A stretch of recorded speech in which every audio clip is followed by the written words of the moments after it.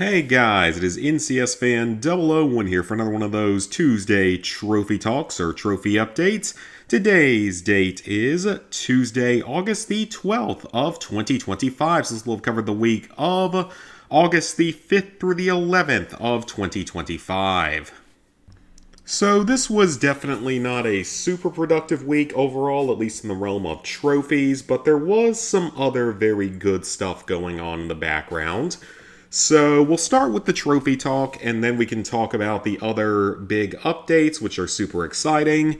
But anyways, I don't think I got any trophies in Death Stranding this week. Let's see. Go to order, date.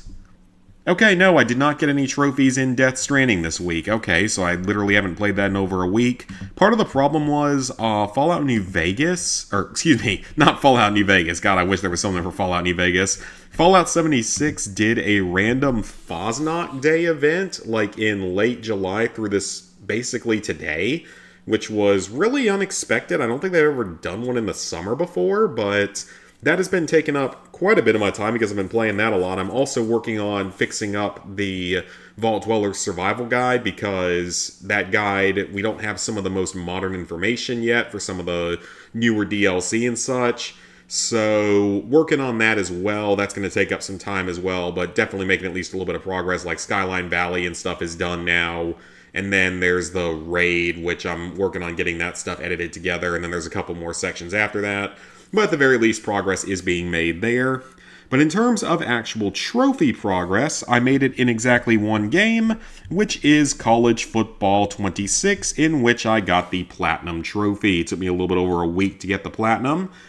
So all in all, this game to me was a massive step back from 25. Like, it had a few upgrades to it, but overall I found this game to definitely be a step backwards in a lot of places.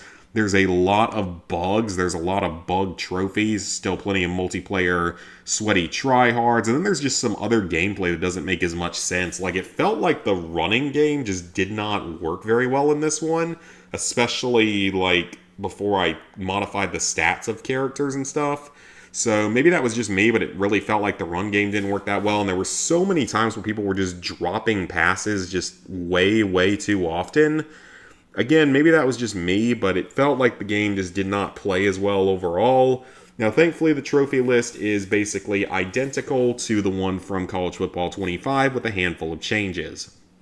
Platinum's up to 14% or 0.1% on actual PSN, which isn't surprising. But on here, it's 14%, so that's not overly surprising. I wonder how that compares to the previous one. Other one is at 13%, so it's actually just a little bit more common than the previous one. So, play now is simply just play a single game, and that's literally all you have to do. It's that simple. Just play any one game and play now, so it's going to be one of the first trophies you get, probably the first trophy you get. Then you have the 3 trophies for the college football playoffs. So these, well, 2 for the playoffs and 1 for the Heisman, and these are for the dynasty mode. So you have to make it to the playoffs, you have to win the national championship, and you have to win the Heisman. Apparently the playoffs trophy is bugged for some people, but thankfully it did not bug out on me, so I got kind of lucky with that.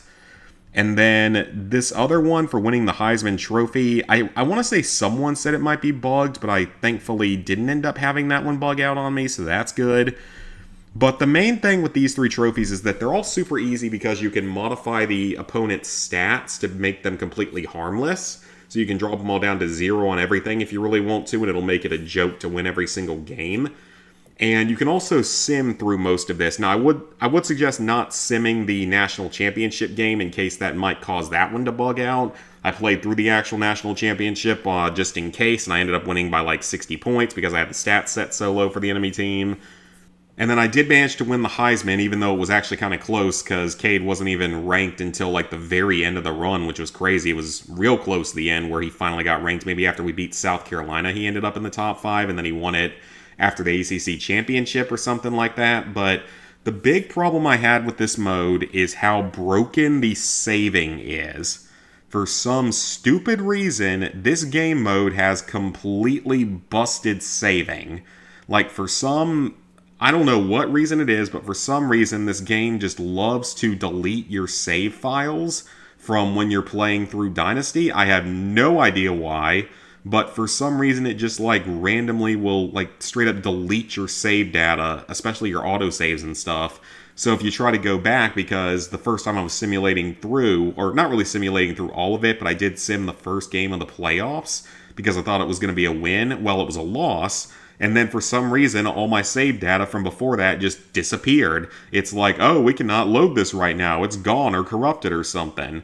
And that kept happening multiple times, which is absolutely ridiculous. Like, saving data has literally been a thing since, the 1980s, and these modern games can't even do that correctly. It's really pathetic. Not to mention the game crashed on me several times and had several very, laggy moments that led to crashes, so that's also a bad thing. But yeah, I mean, that stuff's easy if nothing bugs out on you. I would definitely suggest trying to do all of these in a single session so it has less of a chance of bugging on you from having to reload saves. And definitely just manually save twice after every single game so that you can rewind to it, and hopefully one of those saves will still be there and hopefully it won't forget about them. I just don't get it. It made no sense. So then the Road to Glory trophy here, this one's pretty easy. You just have to make your way through the first 10 minutes or so of Road to Glory, which you can sim most of it. And then you just pick whatever team you want to sign with. That's when you select your hat, and that's how you get this trophy. Then play with any custom school from the download center. Thankfully, this trophy is not bugged the way that it was in 25. It was the one main bug trophy in 25. Thankfully, in this game, it does work correctly, so just download any team and play a game as them, and you will get this trophy upon loading into the game or shortly after loading in. Then you have Ultimate Team, 10 challenges. These are basically just tutorial challenges, so just complete any 10, including the 10 easiest ones, which might just be catch a pass, run 4 different types of plays, score a touchdown, stuff like that.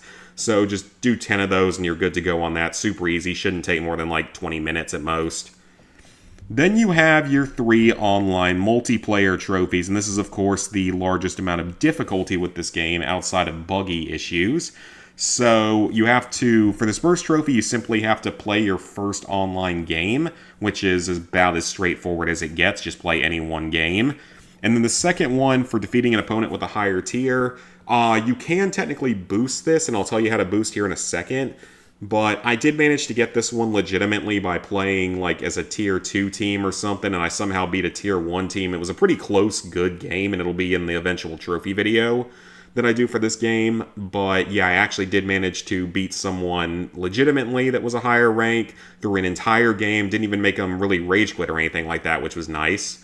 So aside from that, we have we have Next Level, which is arguably the hardest trophy in the game. Because advancing to freshman, now thankfully advancing to freshman is simplified in this game in comparison to the previous game. In the previous game, there was all that stuff about you could win, or if you won, you could gain certain amounts of spots. If you lost, there was a possibility you could lose spots, and there was a whole big thing like that. So nowadays, the way this works is that you do sort of have a ranking within the season. You can be ranked anywhere from first to 132nd or whatever, however many teams there actually are.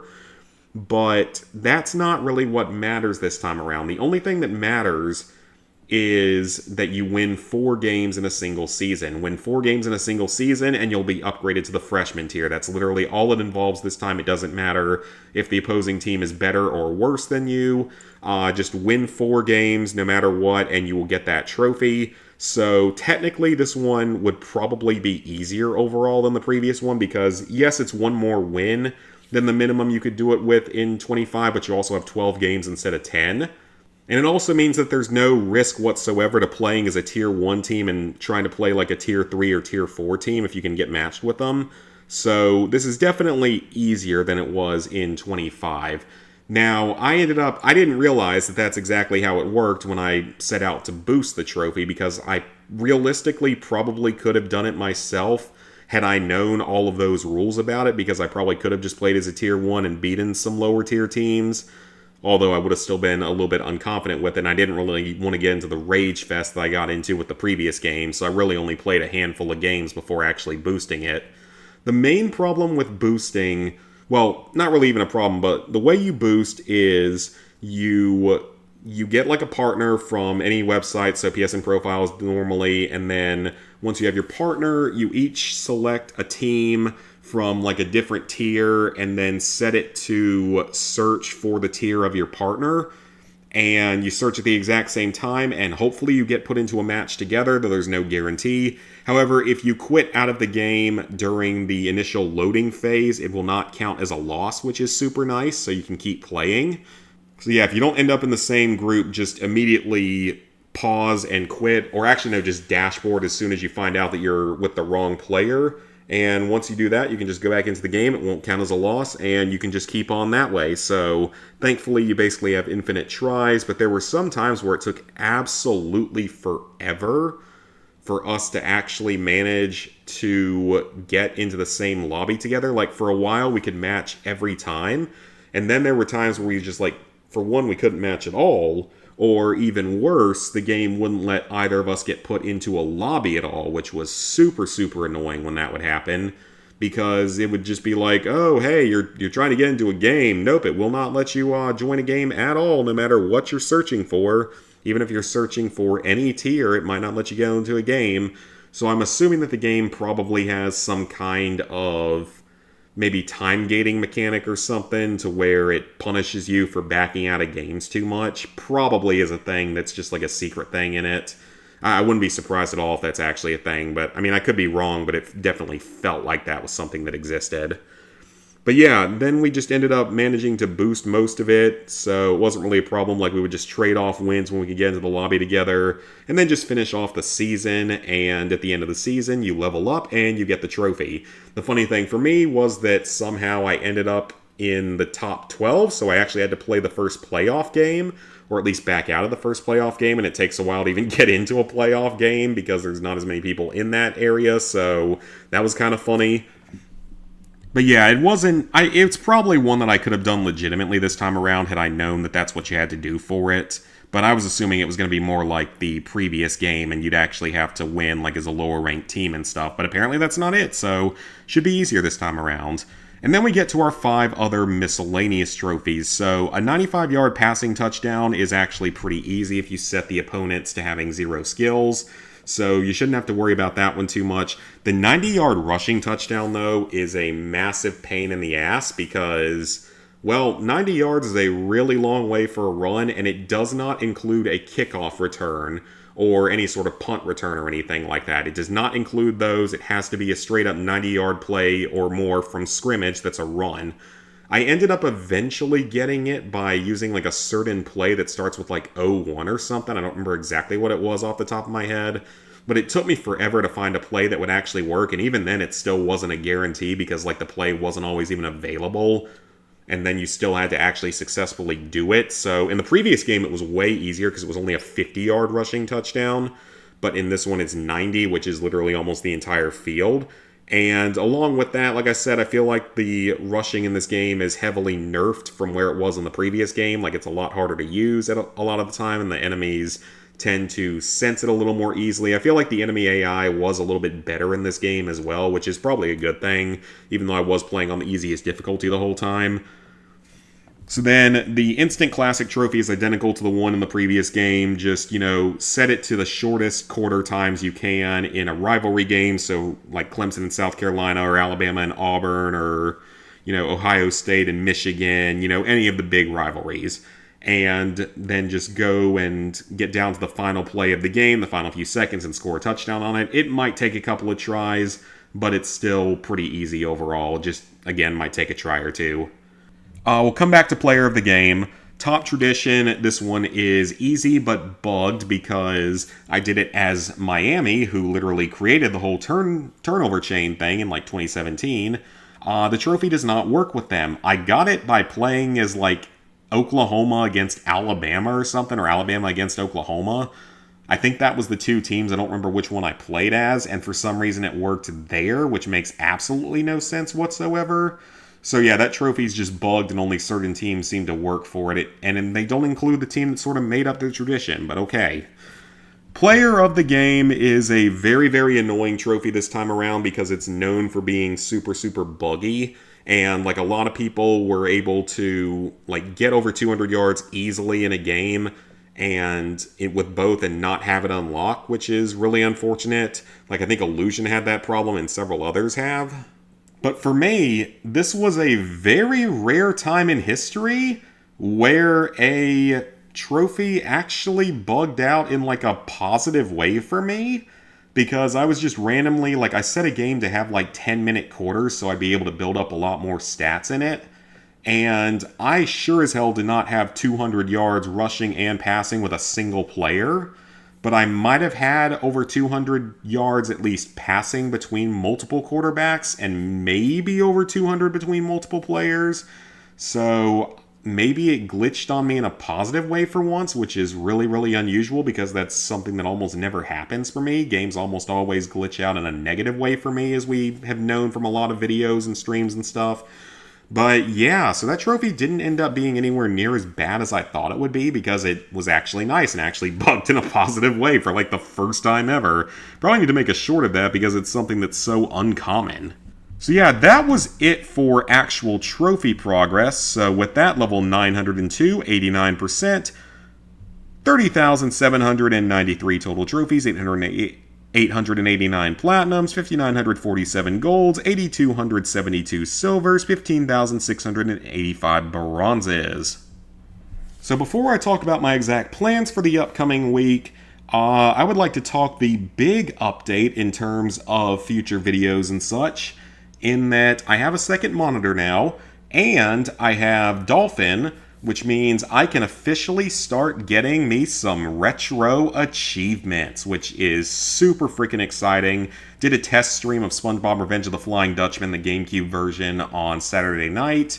I did that one simply as a test, and because that one doesn't actually have achievement integration to it yet, at least not that version of it. The PS2 version does, though. But that was mostly just as a test to make sure it would all work correctly for when I decide to start actually fully doing it.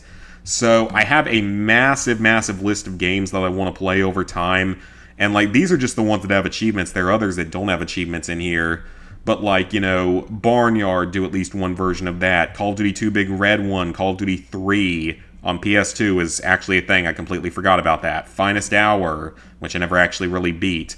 Big Red 1 has actually one of the easiest achievement lists I've seen on here because it's literally just beat the game on hard and you'll get every achievement. You've got Fairly Odd Parents, Breaking Our Rules, and Shadow Showdown, two absolute classics. Fallout Brotherhood of Steel, I'm not looking forward to that one, but it is a Fallout game, so I'll probably have to do it someday. Old Harry Potter games, some of the Jimmy Neutron games, the original Lego Star Wars, Mario Golf and Double Dash, and Mario Party games, and tennis and baseball, so all those old Mario games. Mercenaries Playground of Destruction, I haven't really even looked at that list yet, and dang, it actually has a lot. So I haven't even really looked at that list yet, but definitely need to because that's an absolute classic that I never actually beat back in the day on the PS2. Rocket Power games. There's several of those. I'm more waiting for Beach Bandits, though. Scooby-Doo Night of 100 Frights and Unmasked. I don't think Mystery Mayhem has achievements yet, but hopefully someday. Shrek 2, absolute freaking classic game. Absolutely love that game. Battle for Bikini Bottom has a couple of lists, including an insane amount of achievements on the PS2 version for such a short game. Creature from the Krusty Krab, the most meme, like, ridiculous fever dream SpongeBob game there is, alongside Revenge of the Flying Dutchman, which is probably the second most memed on crazy game like that, with just insanity to it. If you play the game, you know exactly what I'm talking about. The SpongeBob movie game, Star Wars Episode 3, that's a classic. Mario Strikers, Mario Sunshine, I think Luigi's... Oh, I don't have Luigi's Mansion in here. TAC 2 and the Great Juju Challenge. Apparently, TAC 1 is, like, not in there for some reason. Doesn't have achievements yet. But yeah, like, Attack of the Twonkies, Jet Fusion from Jimmy Neutron, the Avatar The Burning Earth. Apparently, that's the... Is that really the only Avatar game in here? Dang, is that really the only one in here? I thought there were the two others. Maybe they're not in there yet. Other versions of Fairly Odd Parents for the GameCube. Freedom Fighters, one of my all-time favorite games. Just Cause. Mercenaries 2 actually has a PS2 version for those who don't know. I actually did know about this, but it doesn't have achievements yet. But me and Lizard Guy actually played that at some point back in the day. Rocket Power Beach Bandits, can't freaking wait for that other Rocket Power games. Mystery Mayhem, the other version of Revenge of the Flying Dutchman that I was playing, which is actually the one that I beat on stream. The original Attack and the Power of Juju, which very surprisingly doesn't have a list given the other two do. So, yeah, I have a massive retro achievements list here that is, ready to go. And I'm definitely going to start doing some retro achievements content. I cannot freaking wait for it. Currently, I can only do stuff that's supported by Dolphin, so I don't think PS2 is included in that. So I need to get a different one for PS2, which I have one downloaded, but I haven't tested it out or really tried anything with it yet. So hopefully I'll be able to use that one in the future. For now, it's just going to be GameCube. The first game I'm going to do is the original Lego Star Wars because it's one of my all-time favorite games. I mean, it's the one I grew up on. I have even more fond memories of that than Lego Star Wars 2. So I cannot wait to start playing that one. We'll definitely be streaming it the whole way through. We'll make a video out of it. It's not a particularly long game. It's just a very, very grindy one for those who haven't played it. So, yeah, can't wait for that. Super exciting. Definitely going to enjoy going for that achievement, mastery, whatever it's called on there. So, for this upcoming week, the plans, I don't really have any major plans in terms of games this week because my dad's actually going to be here this coming weekend. It is his birthday. He just turned 65, or he's about to turn 65 at the time this is being recorded. And he's now retired, so it's a big celebration for him. So I'll be spending time with him, but hopefully still get a couple of streams going this week. The Resident Evil 7 Ethan Must Die video is done, so it'll be up sometime this week. After that, it'll be Astrobot and Clock Tower and Black Ops 6 and Dead Rising 2 off the record. So I really need to start working on some of those and start sort of knocking some of those out. I mean, Clock Tower will be quick, and the Bluey speedrun will be quick, and even Astrobot probably won't be insanely long. But yeah, those are all some games for the near future. There may not be a trophy update next week simply because, I'm probably not going to be getting a ton of achievements or trophies, so retro achievements or trophies. But in the very near future, we are definitely going to get started on retro achievements, first with LEGO Star Wars, and then with other various games. I cannot freaking wait for it. It's going to be awesome.